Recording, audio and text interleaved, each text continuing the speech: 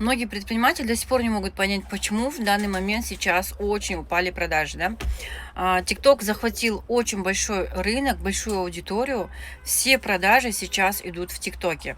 Сейчас оставлю видео, посмотри дальше. Қараңыздар, мен мысалы мына футболкасын 4 доллардан сатып жатырмын мысалы, иә. Жапын деген футболканы сатып жатырмын мынау. Скидкасымен 5 долларға мен купить деп басам міне. Размерін таңдай аламын мына жерден. Купить сейчас деп басам. Сөйтіп міне мынандай экранға өтеді.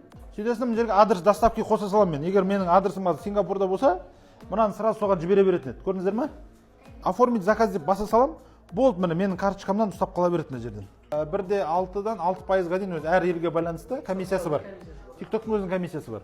Түскен ақша сразу автоматически кәсіпкерге келеді өз несі бойынша, кәсіпкердің шотына түседі.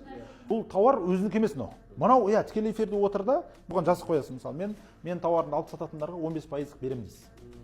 Әр сатылған тауарын. Бірақ сіз баға қойып қойғансыз уже. Бағасы 5 доллар деп айтып қоясыз. Осыдан өткен тауардың бәрінен 15% ма автоматически мынаның шотына түседі. Қалған TikTok өзіне жаңа өзінің комиссиясын ұстап қалады және сізге жібере береді шотты. Сөйтіп, примерно 2 апта сайын осылай ақша түсіп тұра береді сендерге. Жеңілдетіп тастағанда